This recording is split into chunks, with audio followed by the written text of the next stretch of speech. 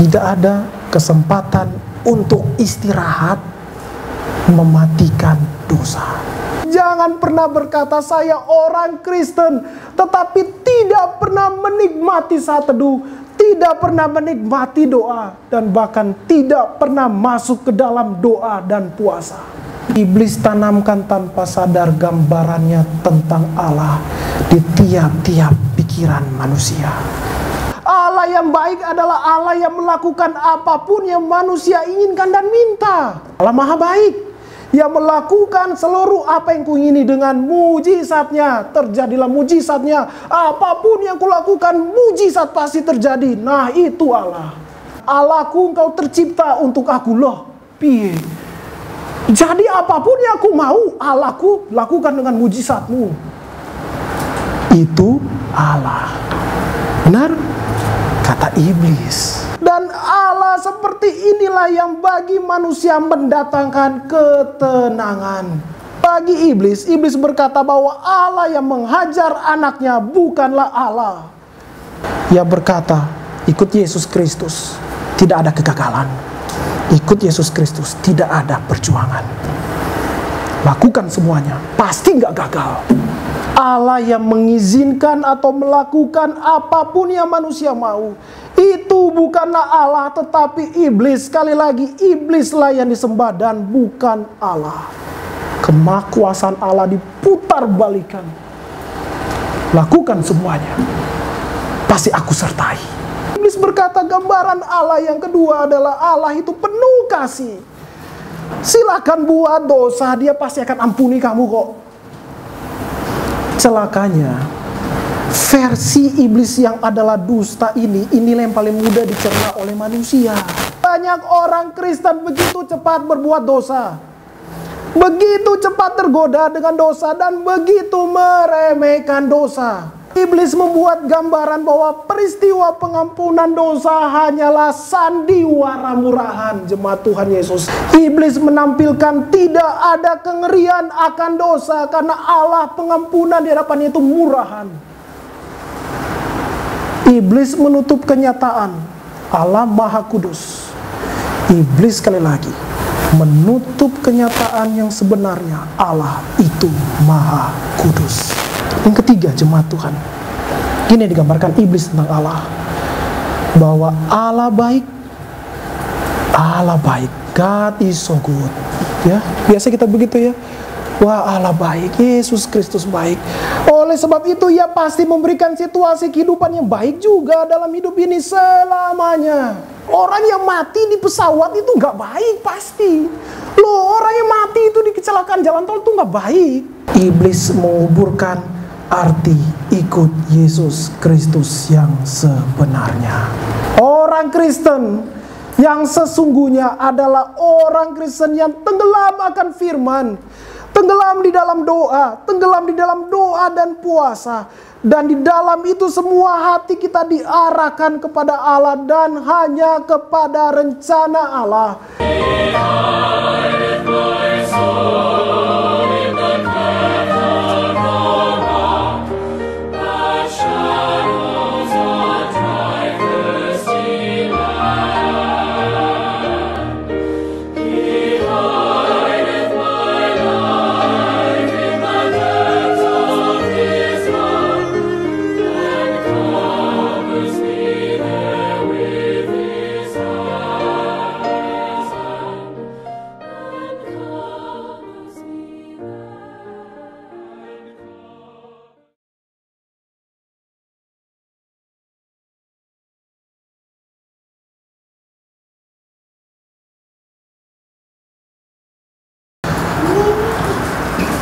Allah memberikan kepada kita sebuah gambaran peristiwa yang indah mengenai manusia Yesus Kristus. Firman Allah yang sangat indah dan lengkap dan menggambarkan betapa indahnya Allah dan juru selamat kita Yesus Kristus. Kristus Yesus adalah sepenuhnya Allah dan sepenuhnya manusia. Yesus Kristus adalah Allah dan juru selamat. Yesus Kristus sekali lagi sepenuhnya sepenuhnya Allah dan sepenuhnya manusia, tidak setengah Allah, tidak setengah manusia, sepenuhnya Allah dan sepenuhnya manusia. Dan firman Allah yang tadi kita baca menggambarkan betapa indahnya gambaran tentang Kristus Yesus. Jemaat Tuhan Yesus, dua peristiwa yang kita baca dari Markus pasal 1 ayat 12 sampai 13, Matius 4 ayat 5 sampai 11, Lukas 4 ayat 5 sampai 12, tidak berbicara mengenai urutan. Lihat ya, di dalam Matius dan di dalam Lukas urutannya berbeda. Di dalam Matius yang disampaikan adalah Kristus dibawa ke atas bumbungan dan menjatuhkan dirinya. Tetapi di dalam Lukas itu ada di urutan yang terakhir. Jemaat Tuhan Yesus, firman yang tadi kita baca tidak berbicara mengenai urutan. Tolong jangan dipermasalahkan urutannya. Firman Allah sedang berkata kepada kita mengenai makna pengenalan akan Allah. Makna pengenalan akan Allah dan makna masa depan manusia yang penuh ketenangan dan damai sejahtera di dalam Allah. Inilah alasan mengapa peristiwa yang tadi kita baca, peristiwa pencobaan Yesus Kristus di padang gurun, adalah bagian pertama pelayanan Kristus yang dituliskan oleh Alkitab. Dengan pesan, sudahkah kita mengenal Allah dengan benar sesuai dengan firman-Nya, puas dan tenang di dalam Dia. Dua peristiwa ini juga yang tadi kita baca, jemaat Tuhan Yesus, menggambarkan betapa dahsyat daya hancur dosa. Sekali lagi, betapa dahsyat daya hancur dosa dan bagaimana iblis menggunakan dustanya menggambarkan siapakah Allah kepada manusia. Judul khotbah hari ini saya ambil judul Waspadalah. Betapa mematikan gambaran iblis mengenai Allah. Waspadalah jemaat Tuhan Yesus, siapapun yang mendengarkan dan membaca firman Tuhan Yesus ini, betapa mematikan gambaran iblis mengenai Allah.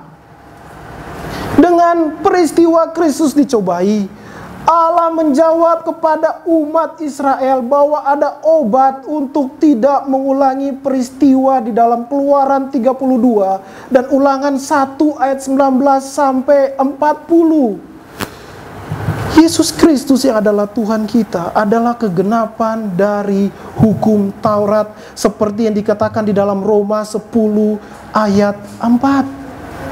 Oleh sebab itu jemaat Tuhan Yesus, tidak mungkin kita dapat memisahkan perjanjian lama dari kehidupan pribadi Yesus Kristus Tuhan kita. Jangan pernah melepaskan Kristus dari perjanjian lama. Oleh sebab itu kita akan kembali lagi ribuan tahun sebelum Kristus datang. Di dalam peristiwa Keluaran 32 dan Ulangan 1 ayat 19 sampai 40. Karena dua peristiwa di dalam Keluaran 32, Ulangan 1 ayat 19 sampai 40. Itu adalah sama persis dengan apa yang terjadi dengan Kristus Yesus di padang gurun saat dicobai oleh iblis. Dua peristiwa yang sangat menonjol dalam perjalanan Israel ke tanah perjanjian. Dua peristiwa. Penolakan umat Israel kepada Allah. Dan itu dirangkum di dalam Ulangan 9 ayat 7 sampai 29. Dua peristiwa itu adalah menyembah patung tuangan anak lembu dan menolak masuk ke tanah perjanjian. Dua peristiwa ini sangat mencolok, dan begitu juga dua peristiwa pencobaan di padang gurun begitu mencolok, sehingga seakan-akan kita hanya fokus kepada urutannya, tetapi kita tidak fokus kepada makna di balik dari pencobaan itu. Dengan kata lain jemaat Tuhan Yesus, peristiwa pencobaan di padang gurun hendak menyatakan kalau kita kembali melihat ribuan tahun sebelum Kristus datang,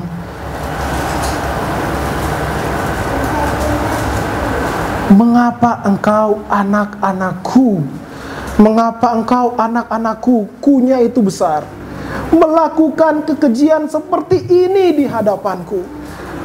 Aku, Kristus Yesus, yang adalah Allah, datang merasakan langsung apa yang menjadi alasanmu, hai anak-anakku orang Israel yang ada di padang gurun.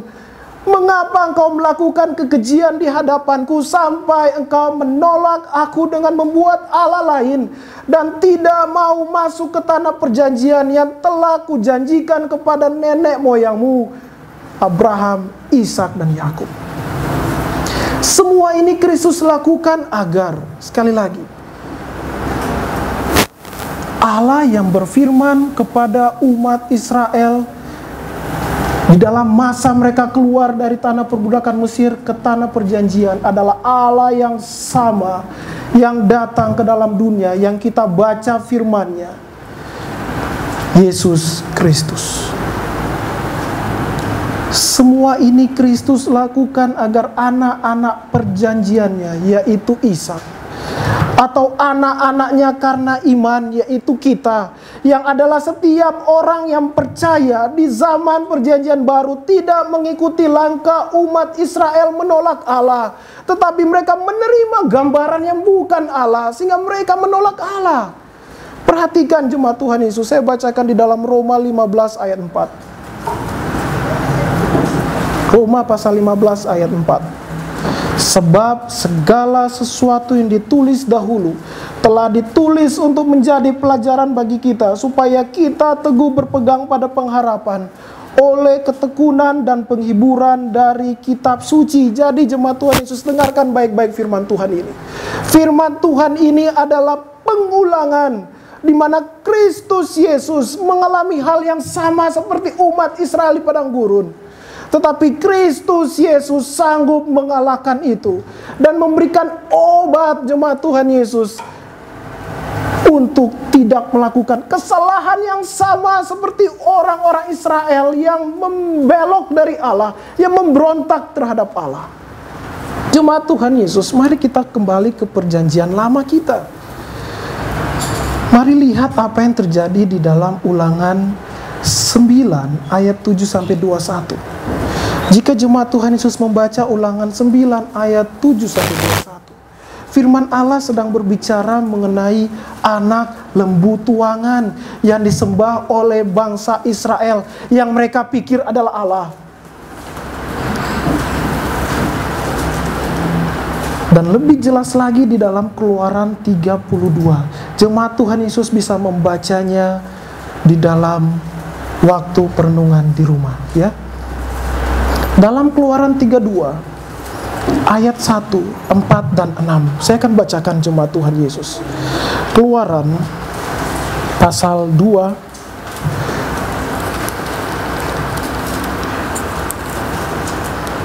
Keluaran pasal 32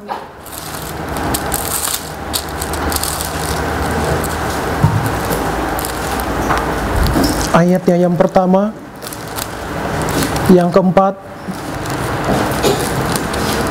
ayatnya yang pertama, 4, dan ke-6. Saya baca untuk jemaat Tuhan. Ketika bangsa itu melihat bahwa Musa mengundur-undurkan turun dari gunung itu, maka berkumpullah mereka mengerumuni Harun dan berkata kepadanya, "Mari, buatlah untuk kami Allah." Sekali lagi, Allahnya itu hurufnya semuanya kecil, "yang akan berjalan di depan kami, sebab Musa ini orang yang telah memimpin kami keluar dari tanah Mesir. Kami tidak tahu apa yang telah terjadi dengan dia." Di dalam ayat yang keempat, "Diterimanya itu dari tangan mereka, dibentuknya dengan pahat, dibuatnyalah daripadanya anak lembu tuangan. Kemudian berkatalah mereka, 'Hai Israel, inilah Allahmu yang telah menuntun engkau keluar dari tanah Mesir.'" Ayat yang ke-6, "Dan keesokan harinya pagi-pagi, maka mereka mempersembahkan korban bakaran dan korban keselamatan. Sesudah itu, duduklah bangsa itu makan dan minum, kemudian bangunlah mereka dan bersukaria." Di dalam ayat yang ke-23, mereka berkata kepadaku, "Buatlah untuk kami Allah yang akan berjalan di depan kami. Sebab Musa ini orang yang telah memimpin kami keluar dari tanah Mesir. Kami tidak tahu apa yang telah terjadi dengan dia." Lihat jemaat Tuhan Yesus, betapa buta, tuli, dan bodohnya bangsa Israel. Tidak mengenal Allah yang telah membawa keluar mereka dari tanah Mesir. Saya percaya semua mereka yang berkata-kata seperti itu kepada Harun melihat dengan mata kepala sendiri bagaimana Allah membelah laut tengah, laut merah, untuk orang Israel menyeberangi sampai ke daratan di seberangnya. Tetapi mengapa mereka begitu buta? Mengapa mereka begitu bodoh sampai berkata, mari kita buat Allah lain yang akan membawa kita ke tanah perjanjian? Mereka berkata, siapakah yang akan memimpin kami? Mari buat Allah baru yang akan memimpin kami. Dan mereka bersukacita dengan Allah buatan mereka yang sesuai dengan keinginan hati mereka. Lalu perhatikan di dalam Ulangan pasal 1 ayat 26 sampai 27. Ulangan pasal 1 ayat 26 sampai 27. Saya akan baca untuk jemaat Tuhan. Tetapi kamu tidak mau berjalan ke sana. Kamu menentang firman titah Tuhan Allahmu. Kamu menggerutu di dalam kemahmu serta berkata, karena Tuhan benci kita, maka ia membawa kita keluar dari tanah Mesir untuk menyerahkan kita ke dalam tangan orang Amori, supaya dimusnahkannya. Lihat jemaat Tuhan Yesus. Kamu tidak mau berjalan ke tanah perjanjian. Kamu menentang titah Tuhan Allahmu. Di dalam Ulangan 1 ayat 17, mereka menggerutu kepada Allah, dan inilah yang menjadi alasan mereka tidak mau berjalan ke tanah perjanjian. Di dalam Ulangan 1 ayat 27, karena Tuhan membenci kita. Lihat jemaat Tuhan Yesus, apa yang dikatakan oleh orang Israel. Karena Tuhan membenci kita, oleh sebab itu ia membawa kita keluar dari tanah Mesir untuk membunuh kita. Kita diperintahkan masuk ke tanah yang didiami oleh orang Amori yang besar-besar itu. Tuhan benci kita. Di dalam Ulangan 1 ayat 28 berkata, kemana kita akan maju? Lihat. Setelah mereka melihat apa yang ada di tanah perjanjian itu, di sana ada orang Amori yang besar-besar, jemaat Tuhan. Apa yang mereka katakan? Kemana pula kita akan maju? Enggak mau maju kemana-mana. Karena mereka tidak mengenal Allah. Mereka melihat masa depan yang suram. Mereka hidup mencari ketenangan sesuai definisi hatinya. Manusia yang seperti yang digambarkan di dalam kitab Ulangan yang tadi kita baca, Ulangan 1 ayat 7 sampai 28. Itu adalah manusia yang menjadikan pusat kehidupannya sebagai pusat kepuasan, dan Allah hanyalah bagian kecil dalam hidupnya yang bertugas memberikan apa yang diingini hatinya. Sehingga lihat apa yang terjadi di dalam Ulangan 1 ayat 35 dan 40. Mereka mati binasa. Padahal tinggal masuk, jemaat Tuhan Yesus, tinggal masuk ke tanah perjanjian. Sehingga Tuhan berkata, balik lagi ke padang gurun sampai engkau habis binasa. Ketahuilah manusia yang seperti itu, walaupun menyebut dirinya Israel, mereka akan mati di padang gurun dan tidak akan pernah mencapai tanah perjanjian. Jemaat Tuhan Yesus, perhatikan baik-baik. Perhatikan baik-baik karena kita akan lebih lagi mendetail, dan saya meminta jemaat Tuhan Yesus perhatian ya.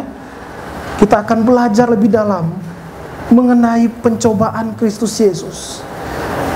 Ulangan 1 ayat 41 sampai 43. Saya bacakan untuk jemaat Tuhan Yesus. Ulangan pasal 1 ayat 41 sampai 43. Lalu kamu menjawab, katamu kepadaku, kami berbuat dosa kepada Tuhan. Kami mau maju berperang menurut segala yang diperintahkan kepada kami oleh Tuhan Allah kita. Dan setiap orang daripadamu menyandang senjata perangnya, sebab kamu menganggap mudah untuk berjalan masuk ke arah pegunungan.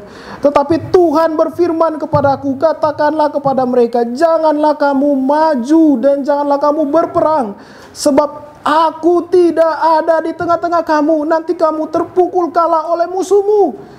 Dan aku berbicara kepadamu, tetapi kamu tidak mendengarkan. Kamu menentang titah Tuhan. Kamu berlaku terlalu berani dan maju ke arah pegunungan. Mari kita lihat Matius 4 ayat 5 sampai 7. Matius 4 ayat 5 sampai 7, dan ini sama dengan Lukas 4 ayat 9 sampai 12. Perhatikan jemaat Tuhan Yesus.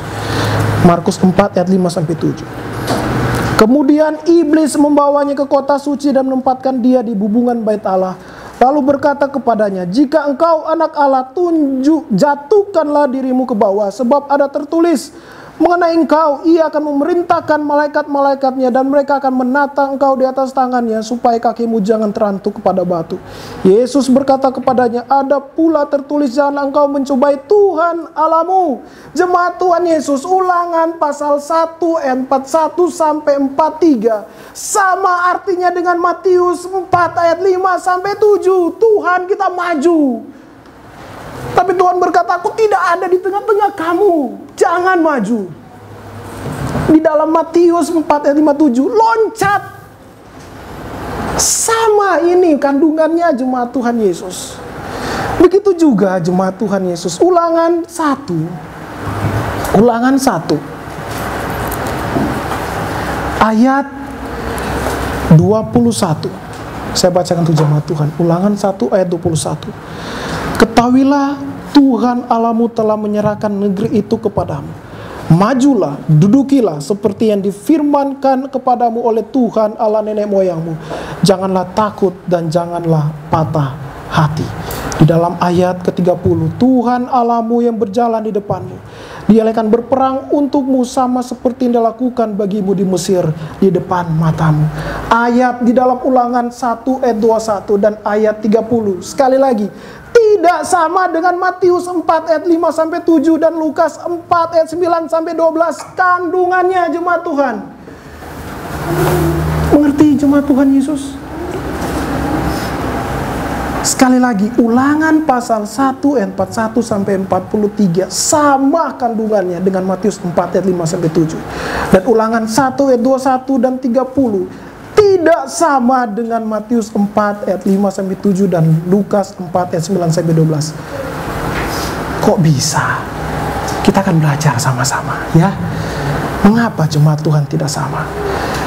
Karena seluruh perintah yang ada di dalam Matius pasal 4 ayat 5 sampai 7 dan pasal Lukas pasal 4 ayat 9 sampai 12 bukan dari Allah. Perintah itu bukan dari Allah.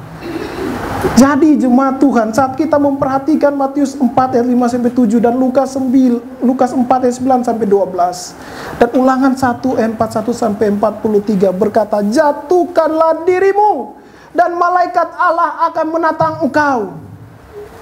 Jatuhkanlah dirimu dan malaikat Allah akan menatang engkau. Lihat kalimat yang pertama, jatuhkanlah dirimu. Adakah tindakan bunuh diri? Adakah tindakan bunuh diri diperintahkan Allah? Mari kita lihat di dalam katekisasi Charles Spurgeon, katekisasi Puritan. Perintah ke-6, jangan membunuh. Melarang kita untuk mengambil nyawa diri sendiri atau nyawa sesama kita dengan cara yang tidak adil atau apapun yang mengarah ke situ. Tindakan apa yang telah dilakukan? Terjun bebas. Allah tidak pernah memerintahkan seperti itu. Tetapi di akhirnya apa akan saya nggak tahu bahasa orang Kupang, bahasa Papua, tapi yang saya tahu orang Manado bilang dafo, ya, tangkep, gitu ya, jatuh tangkep, dapat kan? Lu kan Allah. Jemaat Tuhan Yesus, bedakan jemaat Tuhan. Perhatikan apa yang dikatakan di dalam Matius 4 ayat 7 sampai 10. Dan di dalam Lukas 4 ayat 6 sampai 7. Iblis tahu bahwa Yesus Kristus adalah sepenuhnya manusia. Iblis tahu itu. dan memiliki apa yang sama dengan semua manusia di segala zaman dan tempat. Semua manusia secara nature menginginkan apa yang dikatakan oleh iblis di dalam Matius pasal 4 ayat 7 sampai 10 dan Lukas 4 ayat 6 sampai 7. Siapa manusia tidak mau kaya?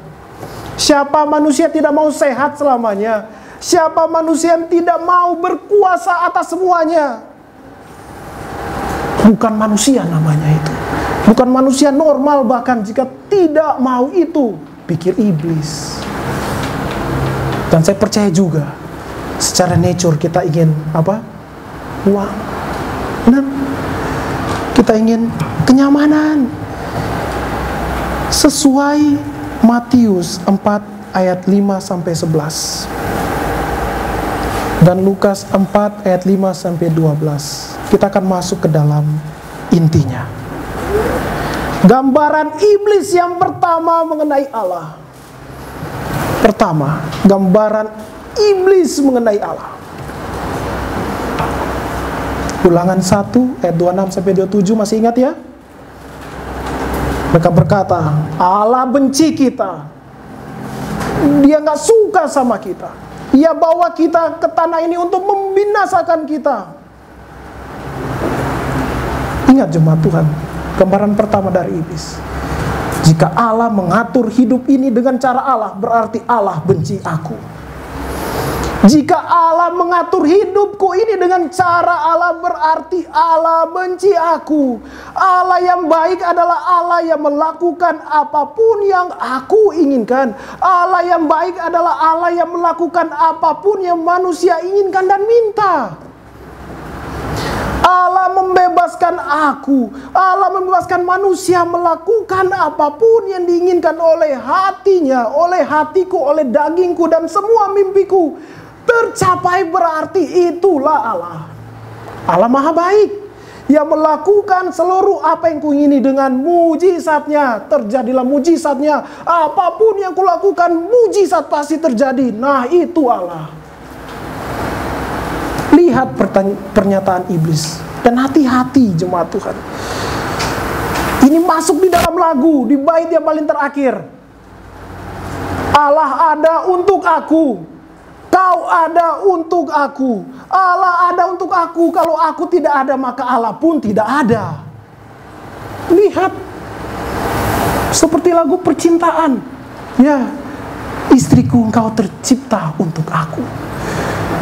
Begitupun dipakai untuk Tuhan. Allahku engkau tercipta untuk aku. Loh, piye? Jadi apapun yang aku mau, Allahku lakukan dengan mujizatmu. Itu Allah. Benar? Kata iblis. Ya. Jadi saya mau buat apapun karena Allah sertai aku. Dan Allah seperti inilah yang bagi manusia mendatangkan ketenangan. Perhatikan Ibrani 12 ayat 6, 10 sampai 11 tentang Bapa Sorgawi. Bapa Sorgawi yang begitu baik. Bagaimana iblis menjadikan Bapa Surgawi itu dengan begini. Gambaran iblis menentang kebenaran firman Allah mengenai penghajaran Allah Bapa yang penuh kasih itu kepada manusia. Bagi iblis, iblis berkata bahwa Allah yang menghajar anaknya bukanlah Allah. Allah yang tidak melakukan apa yang kuinginkan itu bukanlah Allah. Yang adalah A kecil, L-L-A-H, T kecil, itu bisa melakukan apa yang manusia impikan. Mengenal fakta tentang Allah yang Maha Kuasa, tetapi memutarbalikkan fakta bahwa Allah mengizinkan semua yang diinginkan hidup manusia terjadi. Ia berkata, ikut Yesus Kristus, tidak ada kegagalan. Ikut Yesus Kristus, tidak ada perjuangan. Lakukan semuanya, pasti nggak gagal. Itu siapa yang berkata? Iblis, jemaat Tuhan. Jangan percaya Allah yang demikian. Allah yang mengizinkan atau melakukan apapun yang manusia mau. Itu bukanlah Allah tetapi iblis. Sekali lagi, iblislah yang disembah dan bukan Allah. Kemahakuasaan Allah diputar balikan. Lakukan semuanya, pasti aku sertai. Selanjutnya jemaat Tuhan Yesus, gambaran kedua, gambaran iblis tentang Allah. Saya mau berbuat dosa karena Allah pasti ampuni aku kok. Ya, terjun aja. Dan setelah itu ditangkap. Gambarannya jemaat Tuhan Yesus, saya mau berbuat dosa karena Allah pasti ampuni aku. Ini sabar saja, silakan lakukan apa saja sesuka hatimu dan yakinlah Allah akan ampuni dosamu karena Dia Maha Pengampun dan Kasih. Lakukanlah dosa dan setelah itu minta ampun kepada Allah yang Maha Kasih. Silakan buat dosa. Nggak apa-apa, bunuh diri kan nggak apa-apa, kan nanti ditantang sama Tuhan.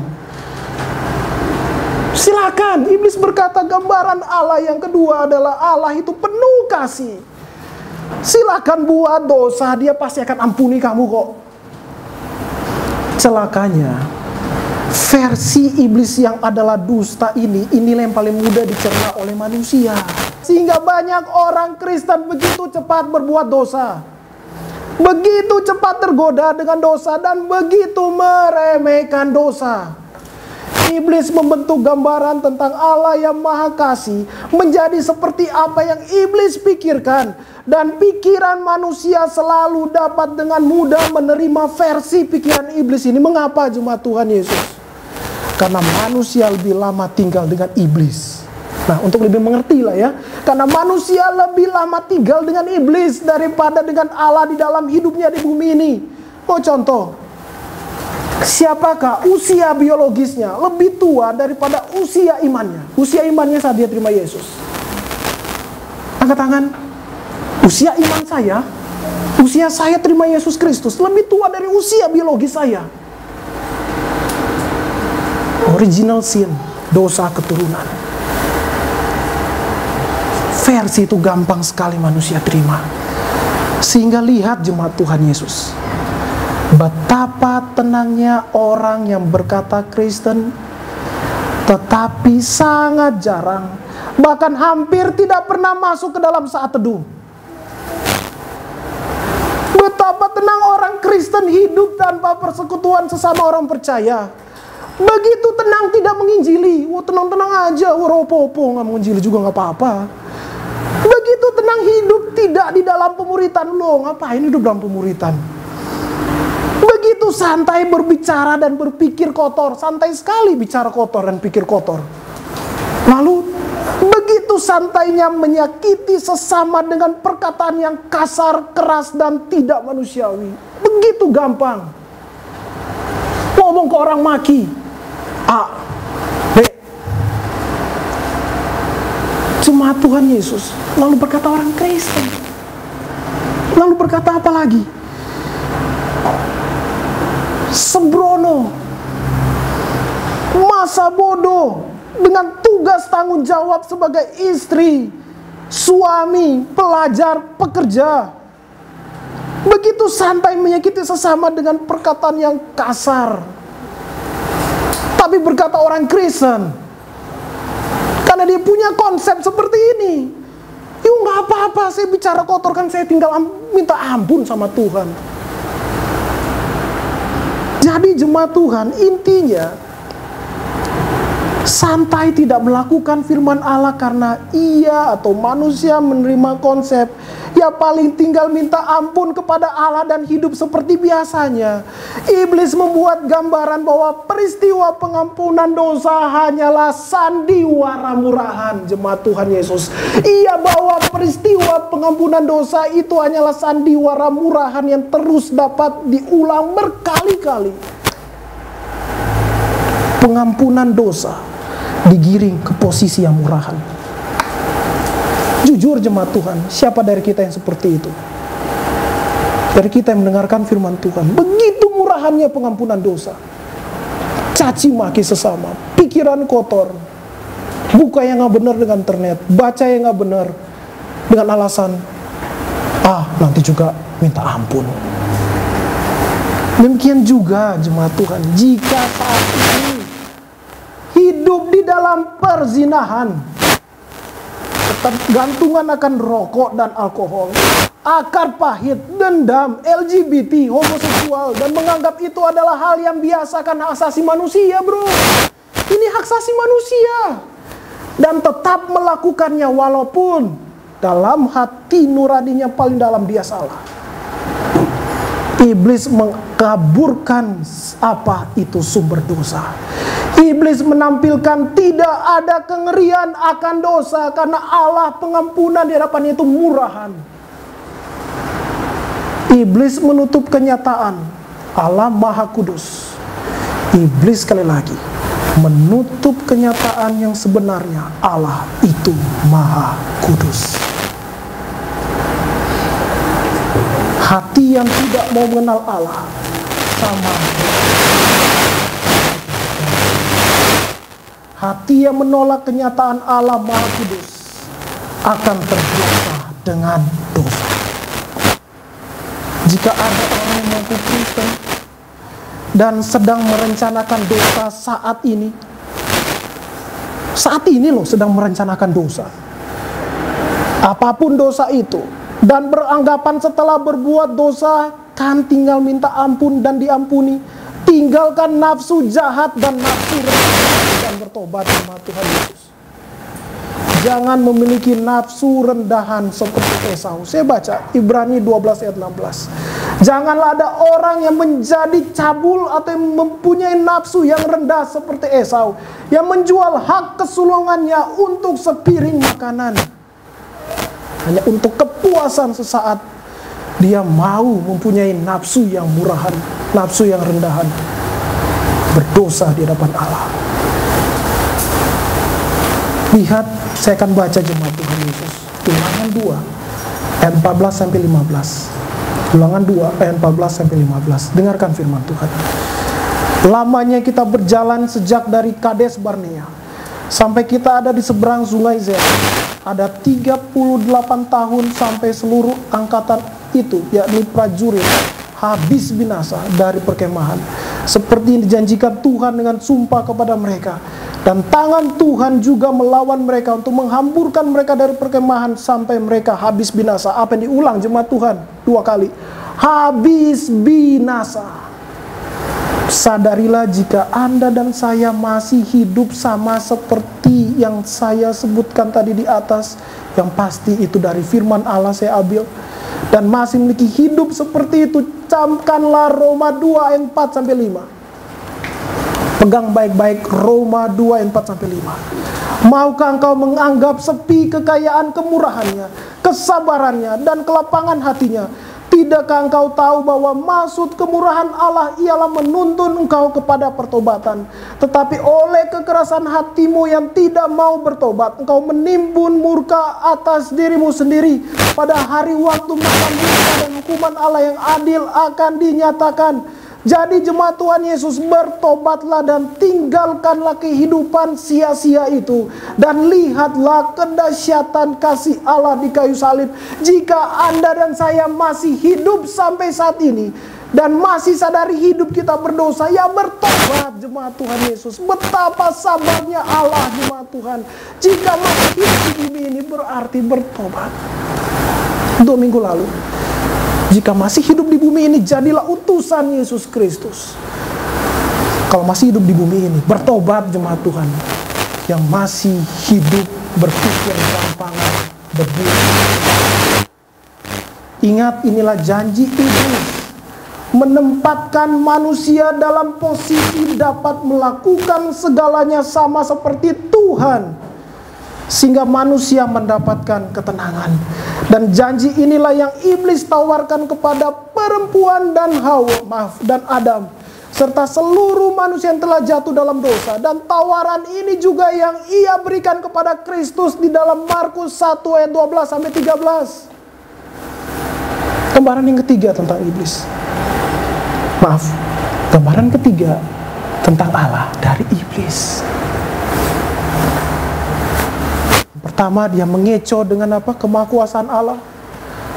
Kedua, dengan kekudusan Allah. Yang ketiga, jemaat Tuhan, ini digambarkan iblis tentang Allah, bahwa Allah baik. Allah baik. God is so good. Ya, biasa kita begitu ya. Wah, Allah baik, Yesus Kristus baik. Oleh sebab itu, Ia pasti memberikan situasi kehidupan yang baik juga dalam hidup ini selamanya. Dia pasti akan memberikan hidup kenyamanan dunia tanpa ada kematian tubuh kalau perlu. Allah ini gambarkan iblis, mengharamkan, sekali lagi, Allah yang digambarkan iblis itu mengharamkan orang Kristen memiliki hidup dan pekerjaan rendahan.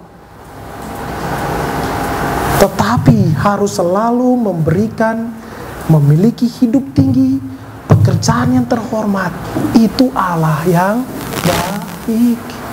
Allah yang baik itu, anak-anaknya itu harus memiliki kehidupan yang tinggi-tinggi, pekerjaan yang terhormat semuanya, dan harus lagi di belakangnya. Itu pikiran dari iblis tentang Allah. Iblis dengan dustanya meyakinkan bahwa setiap orang Kristen, sekali lagi saya garis bawahi, harus wajib memiliki rumah mewah. Allah itu baik. Begitu berarti orang Kristen harus dan wajib gaji besar. Wah, gaji besar, God is so good. Mobil banyak, wah, God is so good. Keliling dunia, God is so good. Pekerjaan yang terhormat, tidak masuk rumah sakit, bahkan tidak mati dengan cara yang tidak baik. Allah itu baik. Saya mau mati karena Allah baik, ya di rumah sakit baik-baik. Samping istri, samping anak, di samping jemaat, di samping anak cucu, dengan diiringi lagu makin dekat Tuhan. Yes, God is so good. Kepadamu, God is so good. Itu yang iblis gambarkan, jemaat Tuhan Yesus. Dia mengharamkan mati yang tidak baik. Gak kecelakaan, gak dibunuh. Pokoknya mati itu gak baik. Jadi orang yang mati di pesawat itu gak baik pasti. Loh, orang yang mati itu di kecelakaan jalan tol itu gak baik. Loh, orang yang mati itu dianiaya karena iman di dalam Kristus Yesus di penjara. Gak baik mungkin.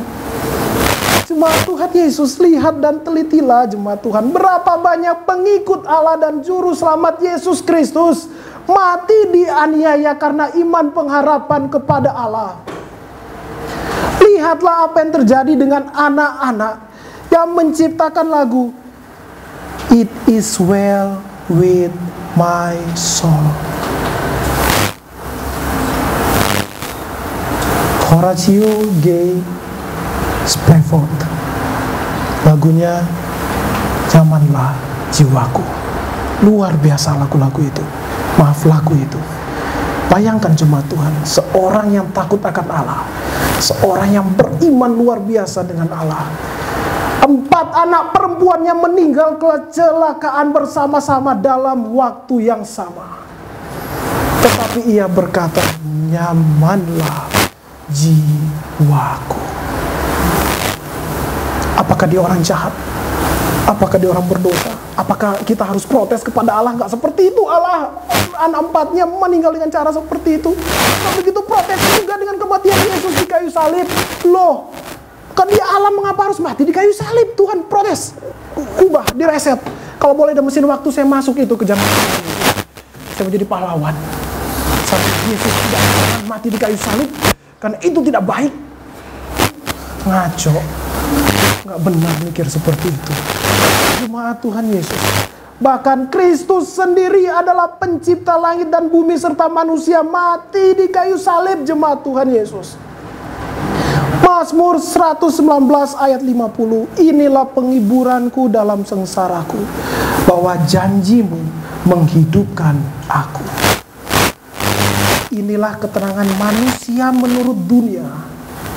Kesehatan baik, baik. Kekayaan, ya baik. Ketenangan hidup, baik, dan kekuasaan. 5 ini loh ketenangan hidup manusia. Coba data dari apa yang kita doakan, apa yang didoakan. Biar urusan lancar semuanya. Oh, kalau urusan lancar semuanya di Gunung Kawi aja. Oh, biar sehat-sehat selalu. Oh, kalau sehat-sehat selalu minum multivitamin dan olahraga lah. Tetapi itu yang membuat manusia itu tenang di dalam hidupnya. Tuhan, jika saya sehat, jika saya kaya, jika saya punya pasangan istri yang cantik, yang luar biasa, heboh. Punya suami yang gantengnya, waduh, seperti Samson. Pekerjaan yang luar biasa, manajer kalau perlu Tuhan. Kalau perlu jangan pernah saya tidak jadi manajer Tuhan. Saya tetap harus manajer itu, saya akan tenang, hatiku tenang. Jemaat Tuhan Yesus, coba hilangkan itu semua. Hilangkan kesehatan, hilangkan keuangan, hilangkan kekayaan, hilangkan pasangan hidup, hilangkan kekuasaan. Masihkah ada ketenangan di dalam hidup Anda dan saya? Cek jemaat Tuhan.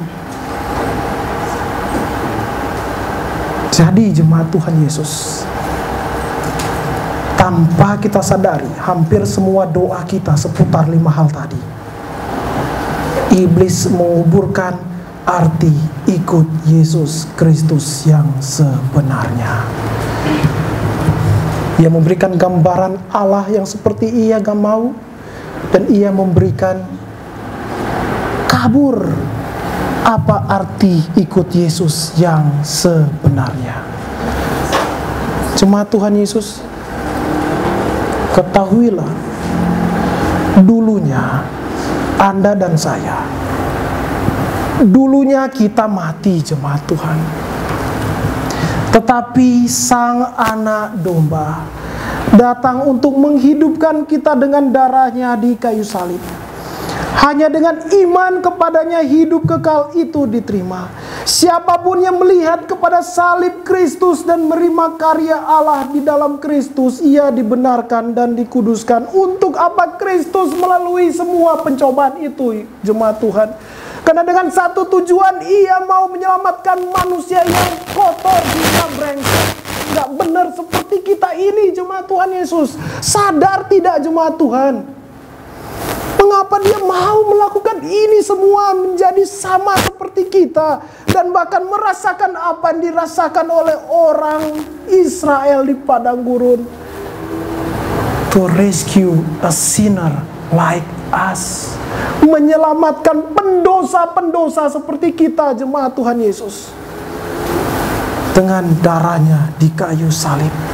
Saya akan bacakan jemaat Tuhan apa yang dikatakan di dalam katekisasi kita tentang pengajaran iman Kristen Baptis. Pertanyaan pertama jemaat Tuhan Yesus, apa yang menjadi penghiburan Anda dalam hidup saat ini maupun saat meninggal nanti? Dengarkan baik-baik jemaat Tuhan. Bahwa baik tubuh dan jiwaku, baik aku hidup atau mati, aku bukanlah milikku lagi, melainkan milik Tuhan dan penyelamatku yang paling setia, Yesus Kristus, yang oleh darahnya yang sangat berharga telah membayar seluruh dosaku, melepaskan aku dari semua kuasa si jahat, serta menjagaku, sehingga tanpa kehendak Bapa di sorga tidak ada sesuatu pun dapat menimpaku. Bahkan sehelai rambut tidak akan gugur dari kepalaku. Segalanya disiapkan untuk kebaikanku, dan dengan pertolongan Roh Kudus ia menjamin akan hidup kekal dan mempersiapkan aku untuk hidup hanya untuk Dia mulai dari sekarang. Ulangan 1 ayat 29 sampai 31 dan 33. Alkitab menyatakan kepada kita, ketahuilah Allah benar-benar nyata menyertai kita. Pernahkah Anda dan saya membayangkan yang Maha Kudus itu di samping kita saat ini? Pernah bayangkan jemaat Tuhan Yesus? Di sampingku ini yang Maha Kudus. Bukan cuma di samping, di dalam hidupku juga ini. Sebagai orang yang sudah ditebus dan menerima Ia sebagai Allah dan Juru Selamat, yang Maha Kudus itu ada di dalam hidupku.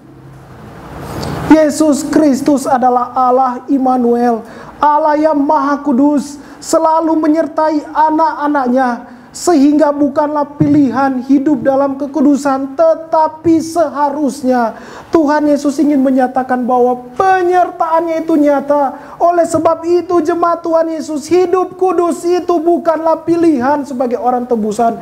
Hidup kudus itu adalah keharusan bagi orang yang sudah dikuduskan oleh Yesus Kristus di kayu salib.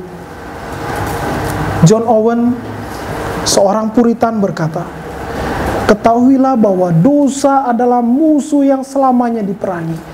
Iblis adalah musuh yang selamanya diperangi di dalam kehidupan ini, sehingga tidak ada kesempatan untuk istirahat mematikan dosa." Tidak ada kesempatan untuk istirahat mematikan dosa. Kehidupannya demikian akan membawa hidup dalam ketaklukan di dalam firman-Nya, dan tahu celah mematikan dosa, lebih turut kepada cara, pikiran, serta keinginan Allah dibandingkan cara dan keinginan kita manusia yang berdosa, ataupun iblis, ataupun dunia ini. Jemaat Tuhan Yesus, jika otak kita ini takluk dan seturut dengan firman Allah, maka Allah lah yang bekerja di dalam pikiran dan karya kita. Betapa terbatasnya otak dan pikiran kita ini, tetapi Allah mau memperkenalkan dirinya. Jemaat Tuhan, di dalam 1 Korintus 15 ayat 54 sampai 55, saya akan bacakan untuk jemaat Tuhan Yesus. "Dan sesudah yang dapat binasa ini mengenakan yang tidak dapat binasa, dan yang dapat mati ini mengenakan yang tidak dapat mati, maka akan genaplah firman Tuhan yang tertulis, maut telah ditelan dalam kemenangan. Hai maut, di manakah kemenanganmu? Hai maut, di manakah sengatmu?" Jemaat Tuhan Yesus, di satu sisi kengerian akan dosa, tetapi di satu sisi kemahakudusan, kemahakuasaan, dan kemahakasihan Allah di kayu salib. Sehingga jemaat Tuhan Yesus, saat kita hidup di dalam Yesus Kristus, hanya gambaran Allah yang dikatakan Alkitablah yang kita ikuti. Jemaat Tuhan Yesus, ketahuilah apa yang kita miliki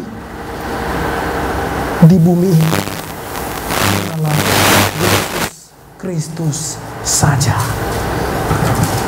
Apa yang kita miliki di bumi ini, jemaat Tuhan? Kalau kita berkata harta itu yang ku miliki, bukan, jemaat Tuhan.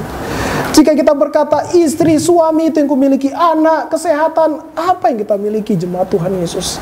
Sesuai di dalam Yohanes 10 ayat 29, yang kita miliki itu hanyalah Yesus Kristus, jemaat Tuhan Yesus. Yohanes 8 ayat 44, saya akan baca untuk jemaat Tuhan. "Iblislah yang menjadi bapamu, dan kamu ingin melakukan keinginan-keinginan bapamu. Ia adalah pembunuh manusia sejak semula, dan tidak hidup dalam kebenaran, sebab di dalam dia tidak ada kebenaran. Apabila ia berkata dusta, ia berkata atas kehendaknya sendiri, sebab ia adalah pendusta dan bapa segala dusta." Iblis tanamkan tanpa sadar gambarannya tentang Allah di tiap-tiap pikiran manusia. Sebelum kita hidup di dalam Yesus Kristus, gambaran itu kita terima tentang Allah. Jemaat Tuhan Yesus, sebagai hamba Tuhan, saya ingin berkata kepada jemaat Tuhan, fatal jika seorang Kristen tidak hidup di dalam firman dan doa. Betapa bodoh dan lugunya orang Kristen yang tidak memiliki komitmen dalam saat teduh, tenggelam dalam firman, doa, dan berpuasa. Jangan berkata Anda dan saya adalah pengikut Yesus Kristus, tetapi tidak pernah dan belum pernah mengalami kehidupan perenungan firman Allah, doa dan puasa dalam dengan Allah. Jemaat Tuhan Yesus, jangan pernah berkata saya orang Kristen, tetapi tidak pernah menikmati saat teduh, tidak pernah menikmati doa, dan bahkan tidak pernah masuk ke dalam doa dan puasa. Jangan berkata, jemaat Tuhan Yesus, saya orang Kristen. Orang Kristen yang sesungguhnya adalah orang Kristen yang tenggelam akan firman, tenggelam di dalam doa, tenggelam di dalam doa dan puasa. Dan di dalam itu semua hati kita diarahkan kepada Allah dan hanya kepada rencana Allah. Mengenal Allah dan tenggelam di dalam firman-Nya, seperti yang dikatakan oleh Pemazmur 119 ayat 105. Firman-Mu itu pelita bagi kakiku dan terang bagi jalanku. Mengenal Allah dan tenggelam di dalam firman-Nya. Betapa damainya hidup ini menghadapi masa depan bersama Allah yang hidup dan nyata. Itulah gambaran yang Allah mau di dalam kehidupan kita, jemaat Tuhan Yesus. Dan saya berdoa, jemaat Tuhan, setiap dari yang mendengarkan firman Tuhan ini, jika belum pernah berpuasa, Kristus saja berpuasa. Bukan sembarangan berdoa dan berpuasa, jemaat Tuhan Yesus. Hari ini, jemaat Tuhan, buat komitmen untuk berpuasa. Kita akan belajar betapa indahnya Yesus Kristus di dalam puasa. Betapa Ia mengontrol hati kita, otak kita, daging kita, dan takluk hanya di bawah kuasa Allah Roh Kudus. Oleh sebab itu, jemaat Tuhan Yesus, mengapa alasan kita setiap hari Jumat gereja ini berpuasa? Hanya orang yang bukan Kristen yang merendahkan apa arti puasa dan tidak pernah masuk ke dalam puasa. Sebagaimana kita mengenal Allah, seperti itulah kita bertindak di dalam hidup ini. Sebagaimana kita mengenal Allah, seperti itulah kita melihat sekitar hidup ini. Sebagaimana kita mengenal Allah, seperti itulah perkataan-perkataan yang akan keluar dari mulut ini. Sebagaimana kita mengenal Allah, seperti itulah kita melihat masa depan di depan kita, jemaat Tuhan Yesus. Ada dua inti dari khotbah kita yang akan saya tutup hari ini. Khotbah yang pertama dari sesi pencobaan Kristus di padang gurun, berbicara mengenai hidup orang yang tidak dibawa perintah iblis saat ia percaya pada Yesus. Tidak hidup di dalam daging dan kepuasan dunia ini. Yang kedua yang kita bahas, hidup orang percaya di dalam firman Allah, doa dan puasa yang tidak menerima gambaran tentang Allah dari iblis. Berdoalah untuk hati kita yang hanya puas di dalam Kristus Yesus. Berdoalah untuk hati kita yang lemah lembut menerima seluruh kebenaran firman Allah, seperti yang Ia katakan di dalam Alkitab. Betapa tenangnya hidup yang terpuaskan hanya di dalam Allah. Betapa tenangnya menerima seluruh kebenaran Allah dan kehendaknya. Menyembah Allah dengan memberikan seluruh hidup kita kepada Allah dan mengenal Allah sesuai dengan firman-Nya. Dekat dengan Allah, diam di dalam bait-Nya adalah kepuasan dan ketenangan manusia. Betapa indahnya tenggelam di dalam firman Allah dan doa. Masa depan kita sesungguhnya adalah hidup yang kekal. Betapa indahnya hidup dalam Kristus Yesus. Dan ingat, kita sedang berjalan bersama Kristus ke tanah perjanjian yang kekal. Oleh sebab itu, jemaat yang percaya kepada Yesus Kristus, terimalah gambaran Allah yang sesungguhnya di dalam Alkitab. Mari kita berdoa.